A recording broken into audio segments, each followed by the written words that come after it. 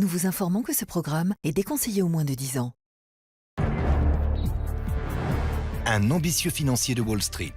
Joe se comportait comme le maître de l'univers. Avec un sombre secret. Il vivait une autre vie. Une jolie fille délurée avec un penchant pour les hommes riches et dangereux. On voulait être déluré, mais pas trop. Juste un peu. Joe et Diane Peichel vivent la grande vie. La haute société, les limousines, les grands restos, les Hamptons. Jusqu'à ce que Diane disparaisse. Ses derniers mots ont été « Je m'en sortirai, ne vous en faites pas ».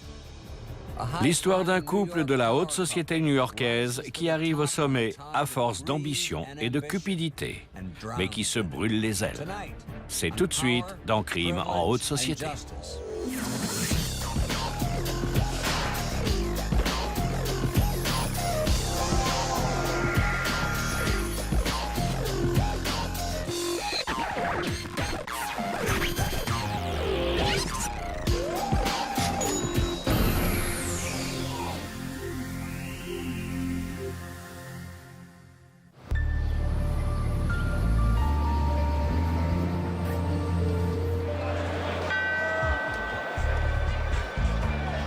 Le 19 octobre 1987, la bourse s'effondre et engloutit l'âge d'or des yuppies en une après-midi.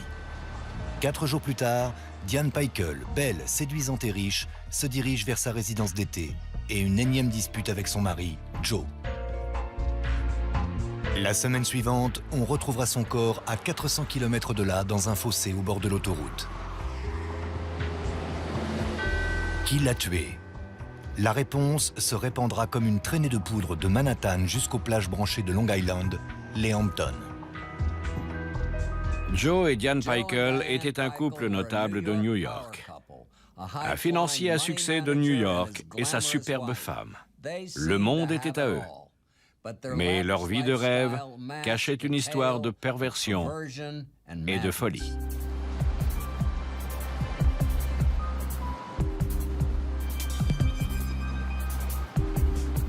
New York, capitale de l'argent, de la mode, du glamour et du succès. Ville symbole de tous les rêves de gloire. Certains se voient déjà réussir à Wall Street. D'autres faire partie du tout New York, du Gotha des artistes, des mondains, des riches et des puissants. Joe Peichel, enfant déshérité du Massachusetts, rêvait des deux.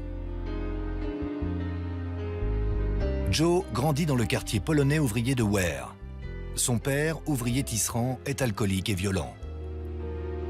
Il laisse des cicatrices à Joe, et pas uniquement émotionnelles. Il a dit qu'il avait été maltraité par son père alcoolique, qu'il le battait si violemment qu'il lui avait déjà cassé la mâchoire. Malgré les mauvais traitements, Joe excelle en classe et apprend très tôt à cacher ses sentiments. Au lycée, il a fait une très bonne scolarité. Il était dans l'équipe de foot américain, la chorale. C'était un très bon élément. Il a étudié 5 ans à la Northeastern University, où il a obtenu son diplôme avec mention bien. À l'université, Joe rencontre et épouse Sandy Jarvinen, une fille douce et docile. Joe est dominateur, sûr de lui, et aux yeux de Sandy, charismatique. En 1960, le couple emménage à New York et Joe intègre le monde de la finance. C'est le début de la folie boursière des années 60. Joe est au bon endroit au bon moment. Les horaires sont infernaux et la pression intense, mais le travail paie. À la fin des années 60, il est multimillionnaire. Il se rend souvent en Europe en Concorde pour vérifier la solidité des entreprises et est connu dans la presse spécialisée pour son sens des affaires. C'était un autodidacte qui avait un caractère bien trempé et ne se fiait qu'à lui-même. C'était un requin de la finance, connu pour ses transactions sauvages. Ce comportement qui fait son succès financier fait des ravages dans sa vie domestique. Joe tyrannise et violente Sandy et boit souvent plus que de raison. Une fois, il l'a frappée à la tête avec une statue. Elle est tombée dans les escaliers à moitié inconsciente. Elle s'est réveillée, a essayé de reprendre ses esprits et s'est enfuie en voiture. Au début des années 70, Joe entame une descente aux enfers. Sandy et lui divorcent. Il a de grosses dettes et ses collègues de travail se plaignent de son ivresse et de son comportement excessif. Un jour, un chauffeur de limousine vient chercher Joe qui l'accuse d'avoir une relation avec Sandy. Quand le chauffeur nie, Joe sort une arme et le menace.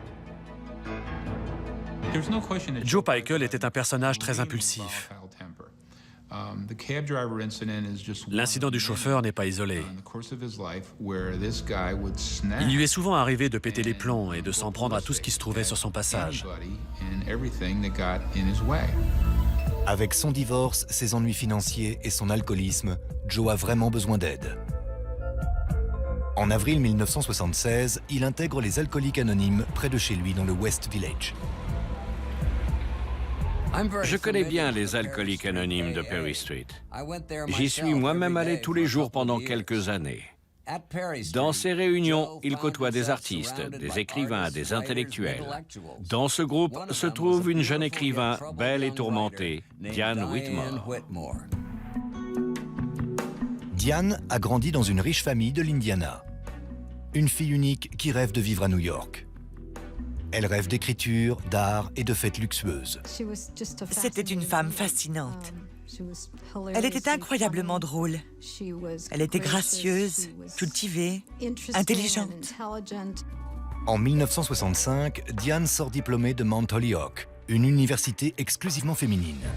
Elle part pour le célèbre Greenwich Village avec deux objectifs, devenir écrivain et devenir riche.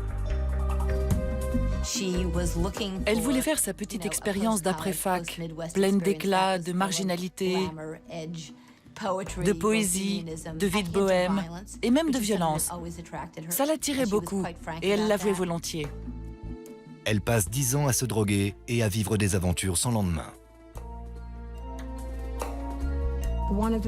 Une des raisons qui l'a poussée vers des hommes qui ne lui convenaient pas, c'est qu'elle voulait changer les choses.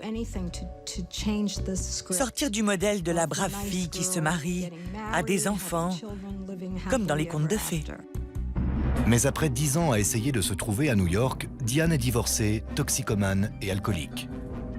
Elle a absolument besoin d'un changement dans sa vie qu'elle espère trouver aux Alcooliques Anonymes. Et elle le trouve. Elle rencontre Joe. Il avait un côté sombre et elle était clairement attirée par ça. Et puis elle voulait épouser un homme riche. Là, elle avait les deux avec cet homme-là. Mais c'était une bombe à retardement.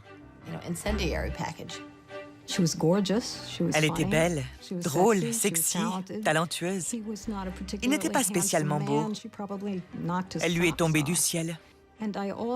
Et malheureusement, je crois qu'il avait l'instinct, les yeux d'un prédateur. Il sentait qu'il pouvait l'avoir. Quelques mois après leur rencontre, Diane tombe enceinte. 2 mois plus tard, le 14 juillet 1978, Diane et Joe se marient. Quand Joe et Diane se marient, ils pensent tous les deux prendre un nouveau départ. Mais leur mariage se révélera être une grosse erreur. Une erreur mortelle. Diane est sur le point de découvrir la vie secrète de son mari.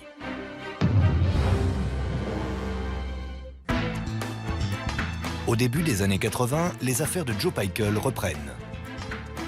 Diane reste à la maison et s'occupe de leur fille Claudia et du petit Blake. Quand ils se sont mariés, ils étaient sur la voie de la guérison. Ils remontaient la pente. Ils essayaient d'être les meilleurs parents possibles. Joe est fou des enfants. La famille emménage dans un appartement historique de Greenwich Village.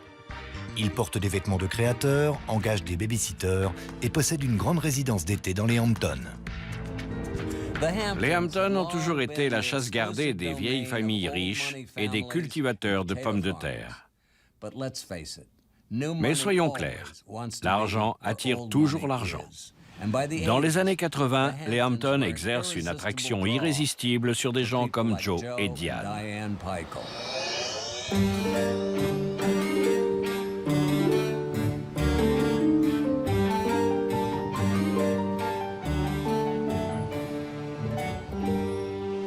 Avec ses demeures sur la mer et ses lieux branchés, c'est le refuge favori de riches célébrités, comme Calvin Klein, Christy Brinkley et Paul Simon.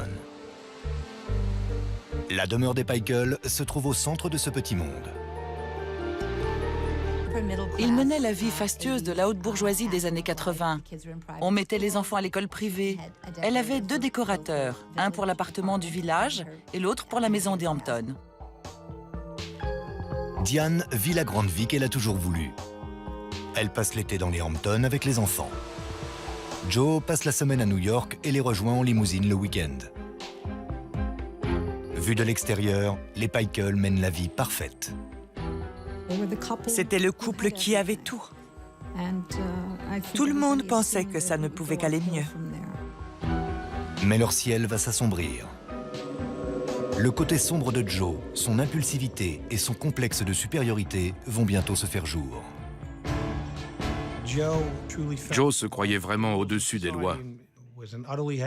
C'était un être obstiné et il se comportait comme s'il était le maître de l'univers, un demi-dieu.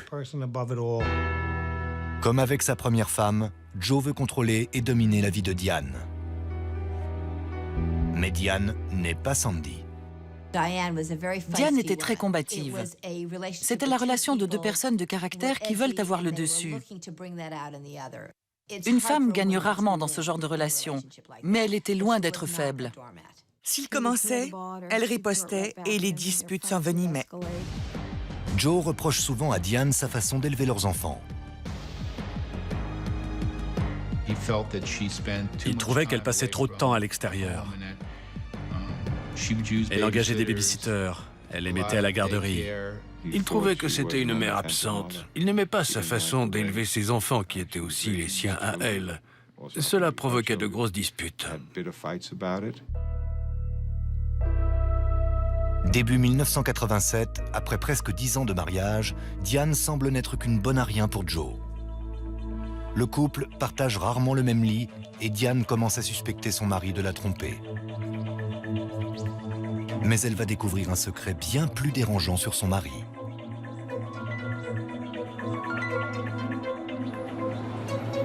Dans le grenier de leur appartement de Greenwich Village, elle fait une découverte choquante. Elle trouve des valises remplies de lingerie féminine, dont certains de ses propres dessous, ainsi que des photos et des vidéos de Joe travesti en femme. Il couchait avec des hommes. Il couchait avec des hommes et se travestissait. Il menait une double vie. Diane est dégoûtée et profondément perturbée. Elle lui a crié dessus « Arrête de voler mes sous-vêtements, achète les tiens !» Elle l'a vraiment attaqué en lui faisant comprendre qu'elle savait qu'il était travesti. Diane, désespérée, contacte un avocat de Manhattan, spécialiste des divorces, Raoul Felder. Il ne menait pas une double vie, mais une triple vie. Une vie de courtier en obligations à succès, une vie domestique dans laquelle il malmenait Diane, et une vie de travesti. Mais Diane sait que si elle se sépare de Joe, il emportera son argent avec lui et elle n'est pas encore prête pour ça. Elle confie les vidéos et les photos de Joe à son avocat et commence à préparer sa vie sans lui. Avec les photos, les vidéos et le meilleur avocat spécialisé dans le divorce de Manhattan, Diane semble avoir tous les atouts en main. Mais elle ignore que le destin en a décidé autrement. En octobre 1987, le multimillionnaire et magnat de Wall Street Joe Peikel et sa femme Diane sont au bord du désastre. Diane a découvert la vie secrète de son mari et Joe affirme qu'elle est une mauvaise mère pour ses enfants. La plupart des femmes auraient quitté leur mari sur le champ. Pas Diane. Et c'est là une erreur fatale. Alors que Diane essaie de sauver leur mariage, Joe commence à enregistrer secrètement leur dispute et engage un détective privé pour espionner Diane. On allait au restaurant et il y avait quelqu'un à la table d'à côté qui nous épiait. Et Diane disait, c'est le détective privé. Pendant ce temps, l'excentricité de Joe s'accentue. Il loue un appartement secret à Battery Park City et le remplit de sous-vêtements féminins. Un soir, il bande les yeux des enfants et les emmène à l'appartement, leur faisant promettre de ne rien dire à leur mère. Ce qui m'a vraiment alerté, c'est quand il a bandé les yeux des enfants et les a emmenés à l'appartement. C'est là que je lui ai dit, il faut obtenir une ordonnance restrictive, virons-le. Effrayée mais déterminée à rester avec Joe tant qu'elle ne serait pas sûre de se débrouiller seule, Diane accepte un emploi d'assistante à Harper's Magazine. C'était un boulot plutôt prestigieux. Au magazine, on la voyait comme la personne séduisante qu'elle était. Et chez elle, elle était maltraitée. C'était vraiment une échappatoire pour elle. Diane s'inscrit également à un atelier d'écriture et commence à écrire des nouvelles. Elle voulait s'améliorer. Elle voulait regagner l'estime d'elle-même. Elle trouvait qu'elle avait servi Joe trop longtemps. Voir sa femme mener une vie en dehors de son influence rend Joe encore plus furieux. Joe n'appréciait pas qu'elle travaille. Il voulait qu'elle soit disponible pour lui 24 heures sur 24.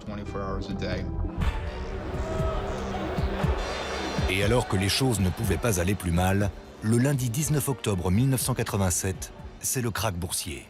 Le pire jour de l'histoire de la bourse depuis la Grande Dépression.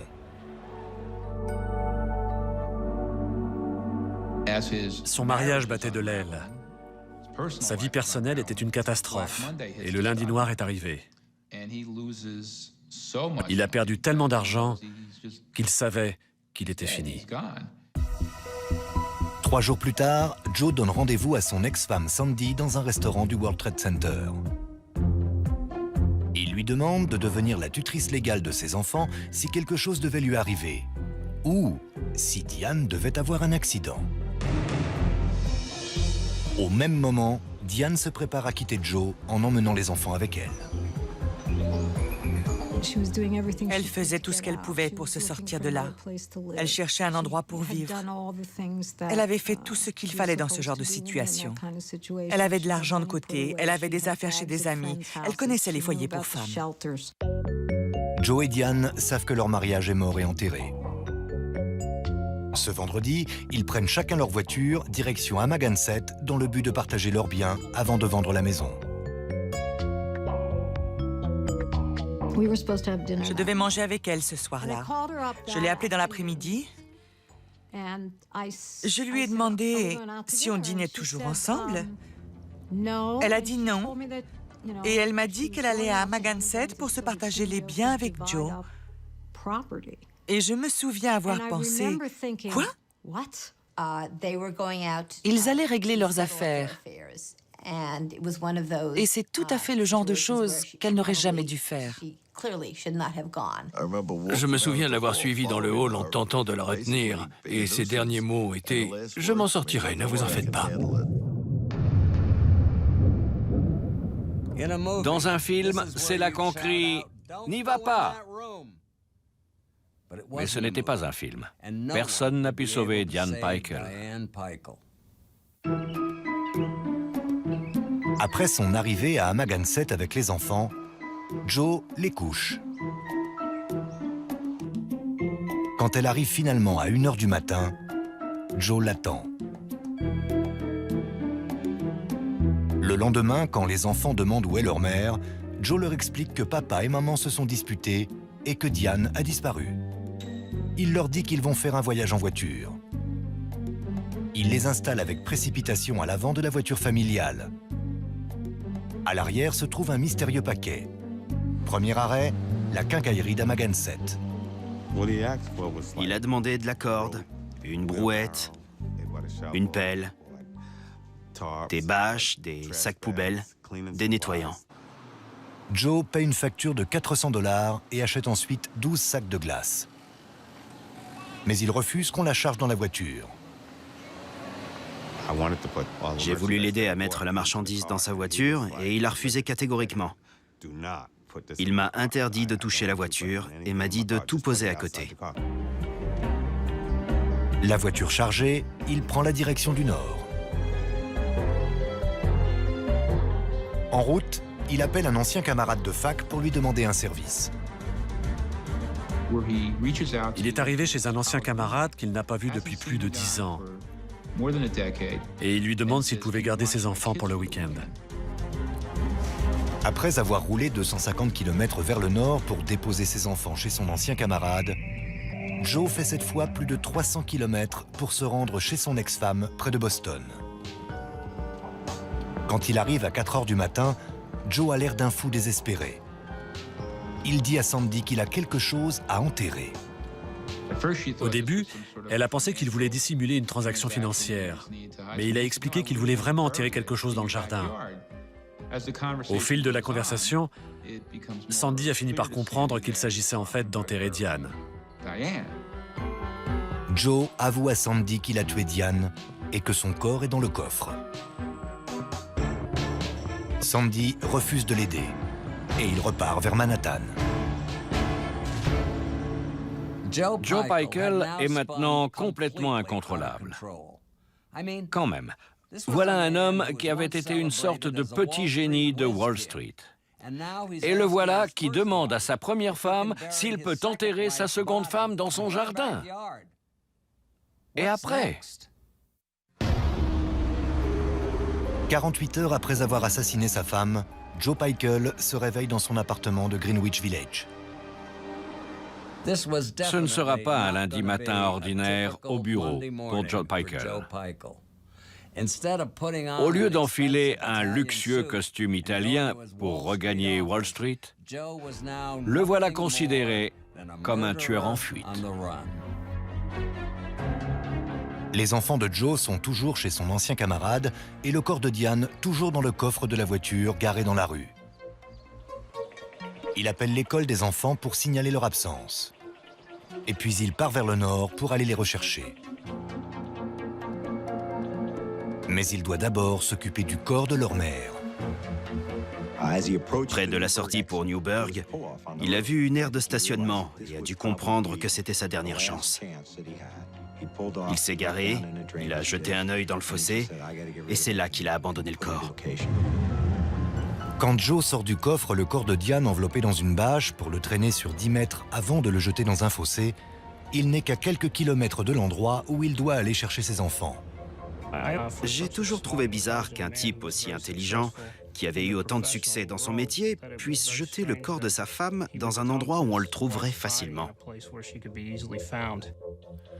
Joe récupère ses enfants et se rend dans un centre de lavage auto.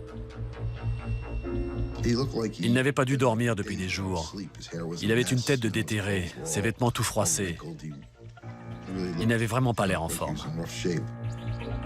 Joe choisit le lavage complet et insiste surtout pour que l'arrière de la voiture soit nettoyé de fond en comble, quoi que cela lui en coûte.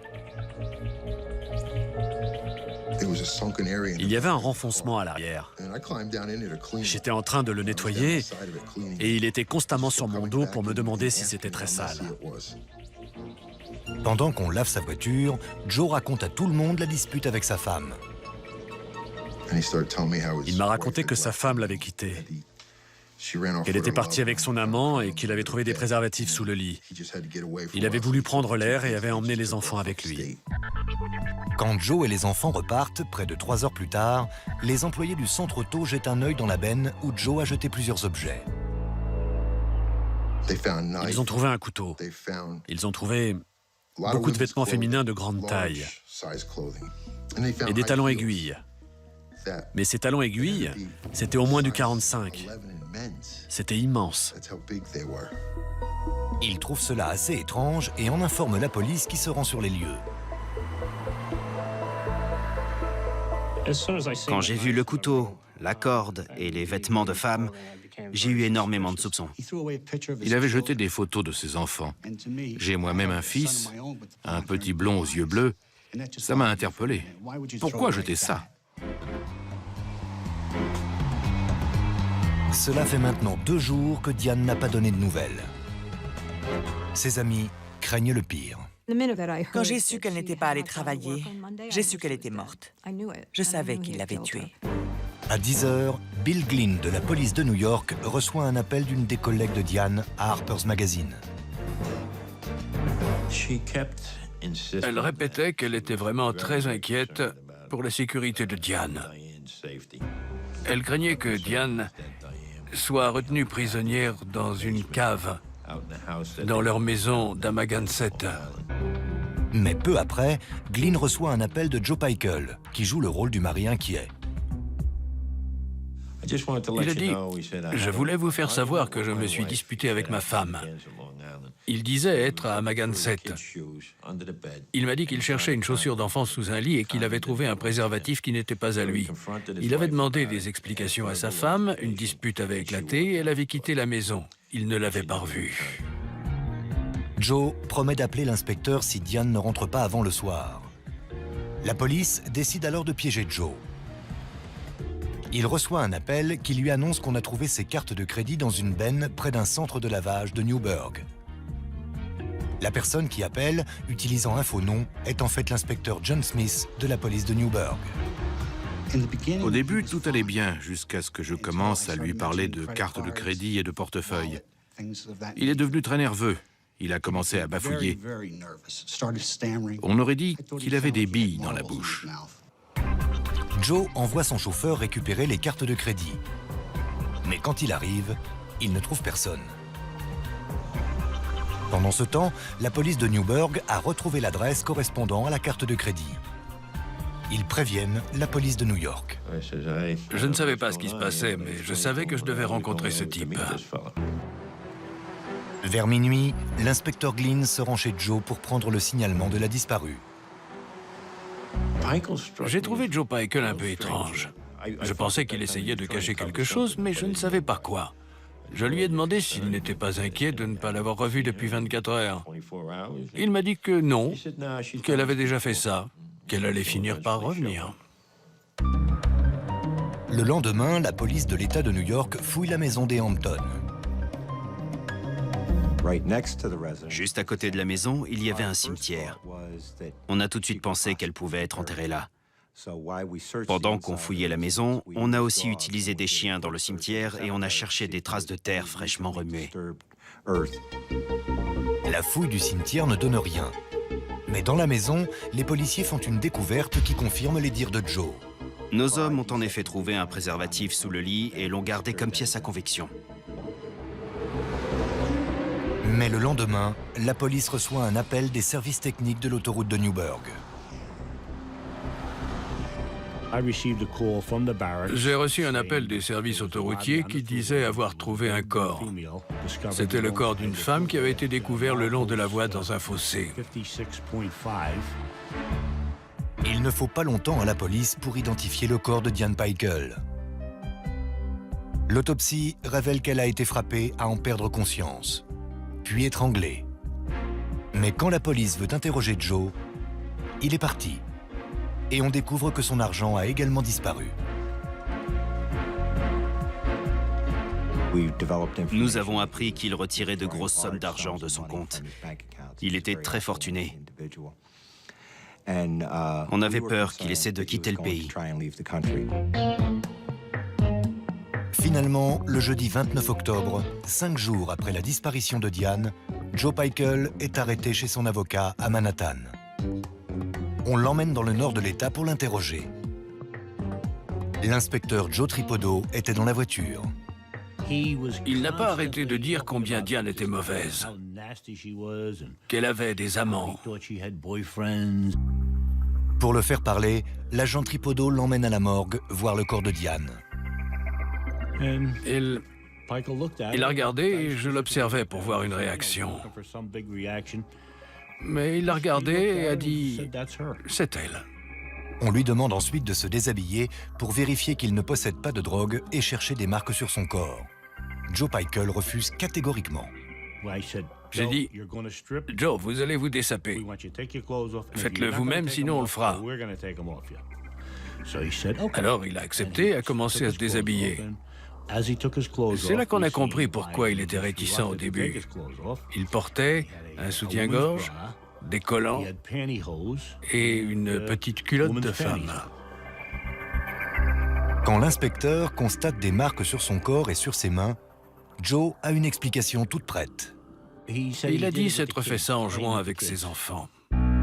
Il est maintenant tard, Joe est fatigué. À minuit et demi, l'inspecteur Tripodo pose une dernière question. Je lui ai demandé comment il avait fait et il a mis ses mains comme ça. J'ai demandé s'il l'avait étranglé et il a fait oui de la tête. 6 jours après avoir étranglé sa femme, Joe Pykel, un courtier millionnaire, est officiellement accusé de meurtre. La caution est fixée à 350 000 $. S'il est déclaré coupable, il risque de 25 ans de prison à la perpétuité. La plupart du temps, quand un mari violent tue sa femme, il n'a pas 350 000 $ pour payer la caution. Joe les a. Et il compte dépenser bien plus pour ne pas aller en prison. Joe Pykel s'apprête à être jugé par les jurés d'une petite ville pour le meurtre de sa femme, Diane.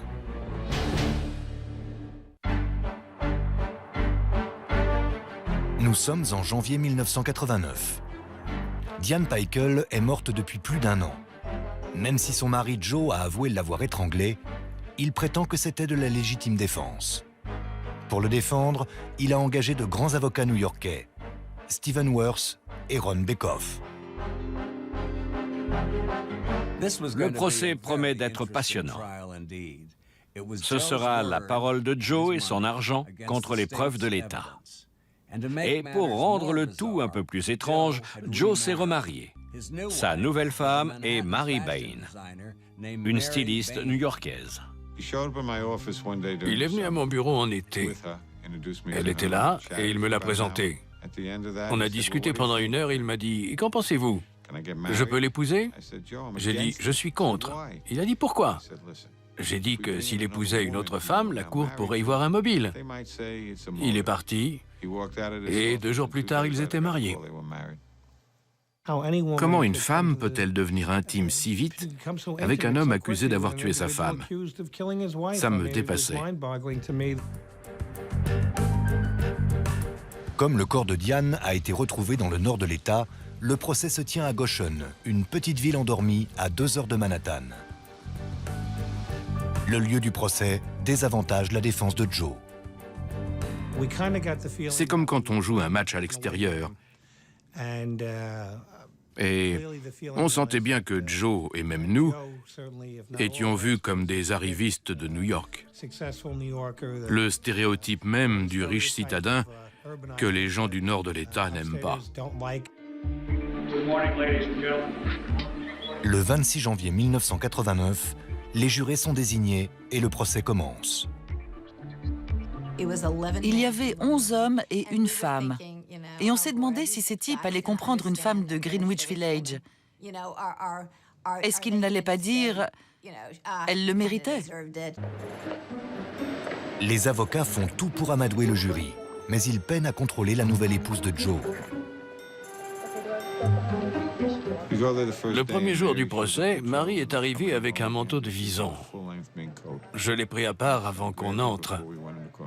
Marie, je ne sais pas comment est le jury, mais ils vont pas aimer le vison, vous devez l'enlever. Elle a dit d'accord et l'a mis au porte-manteau. Le lendemain, Joe est venu seul. J'étais soulagé. Mais 1 heure après, quand tout le monde est entré et que personne ne pouvait l'arrêter, elle est arrivée avec son vison. Avant même que le procès commence, les avocats de Joe demandent un entretien avec le juge pour essayer d'écarter des témoignages plutôt embarrassants. Le jury ne doit pas entendre parler du goût de Joe pour les sous-vêtements féminins. Vous imaginez l'effet sur un jury? Une grand-mère ou une institutrice qui se retrouve devant un travesti. Elles n'ont pas l'habitude. Ce serait mal vu et retenu contre lui. Mais l'accusation n'est pas inquiète. Ils ont de quoi étayer leur affaire.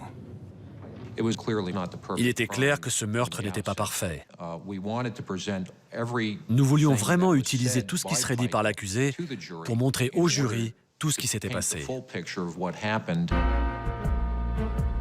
Pour commencer, l'accusation renvoie le jury au petit matin du 24 octobre 1987, le matin où Diane arrive dans la maison des Hampton.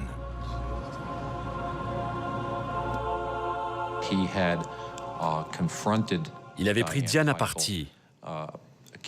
Il l'avait accusée d'avoir un amant ou de le tromper. Il a dit qu'elle avait élevé la voix, qu'il avait perdu son sang-froid et qu'il l'avait étranglée. À la barre des témoins, l'inspecteur Tripodo décrit le moment où Joe lui a avoué avoir étranglé sa femme. He looked at me and he took his hands and he went exactly like that. I said to Mr. Peichel, I said, you choked her. He shook his head yes. I looked at him for a reaction. J'ai observé sa réaction. Il m'a regardé comme pour confirmer les faits. L'accusation démontre ensuite qu'après l'avoir tué, il aurait mis son corps dans la voiture et serait allé jusqu'à Albert's Landing, une plage voisine où il aurait essayé de l'enterrer sans succès. Frustré, il l'aurait laissé là toute la nuit. Il serait ensuite revenu le matin pour envelopper le corps dans une toile, l'aurait mis dans la voiture et aurait pris la direction du nord avec ses 2 jeunes enfants à bord. Les enfants avaient 4 et 8 ans. Et nous pensons qu'ils ont fait un voyage d'environ 3h30, depuis Amagansett jusqu'à Long Island, avec le corps de leur mère dans le coffre. Méthodiquement, l'accusation présente le reste des preuves. Les effets de Diane au fond d'une benne à ordures. Son corps trouvé dans un fossé à 5 minutes de là. La violence qu'elle a subie avant d'être étranglée. L'accusation est persuadée que les jeux sont faits. Nous avions une déclaration de l'accusé disant avoir étranglé sa femme. Et nous avions tous les éléments pour prouver le mobile. Mais durant le procès, Joe semble peu concerné. L'accusation se demande ce que la défense prépare. Elle va être surprise. La défense prévoit d'appeler Joe lui-même à la barre.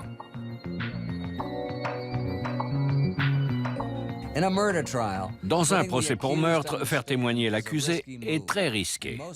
La plupart des avocats refusent cette stratégie. Faire témoigner Joe Peichel était encore plus risqué qu'on ne l'imaginait.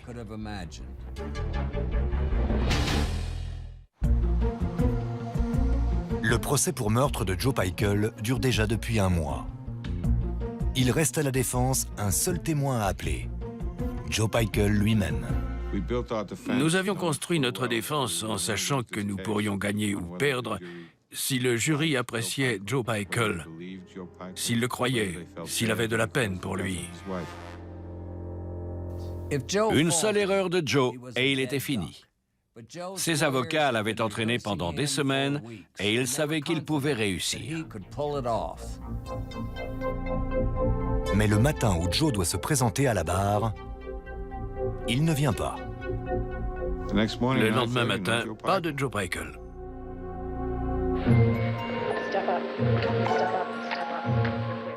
5 minutes avant 10 heures, il est entré dans le tribunal, titubant, avec Marie. Elle a dit qu'il était saoul, qu'il avait bu de la vodka. La défense essaie d'ajourner le procès. Le juge refuse le report. Il nous donne 1 heure et du café pour le remettre sur pied. Et juste avant midi, Joe Peichel prend la parole. On avait passé des heures à revoir l'histoire avec lui, à entrer dans les détails. Parfois, il était si bon, on était au bord des larmes. Le Joe Peichel qui a témoigné était saoul. Il bafouillait, mélangeait les faits. C'était très décevant. C'est moi qui avais envie de boire.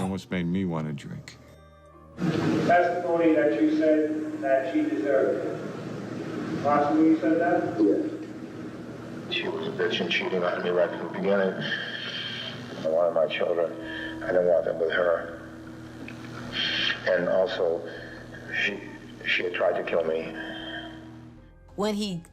Quand il a témoigné, c'était ridicule. J'ai oublié ce qu'il a dit exactement, mais c'était du genre « Elle s'est jetée sur moi, c'était un accident ». Le numéro était très bien préparé. Les avocats avaient dû se donner du mal pour faire croire à l'accident. Pour étayer la version de Joe, la défense montre des photos d'une coupure sur son flanc, expliquant que Diane l'a attaqué avec un couteau. Mais c'est la même blessure qu'il disait s'être fait en jouant avec ses enfants. L'histoire de Joe était complètement hallucinante. C'était vraiment ridicule. Personne ne pouvait croire que le jury avalerait un mot de tout ça. Tout le monde pensait qu'il était fini. Je ne crois pas que le jury y ait cru un seul instant. Si on avait dû le juger sur sa prestation, je crois que c'en était fait de lui. C'était clair qu'il mentait.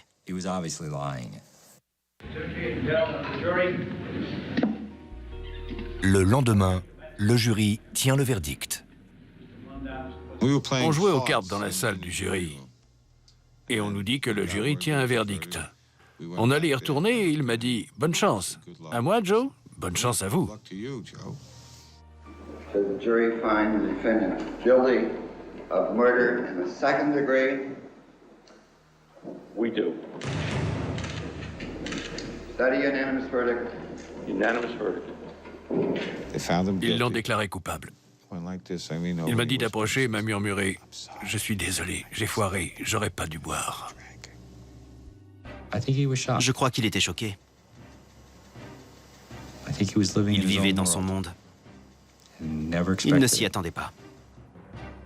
Mais Joe n'est pas prêt à abandonner.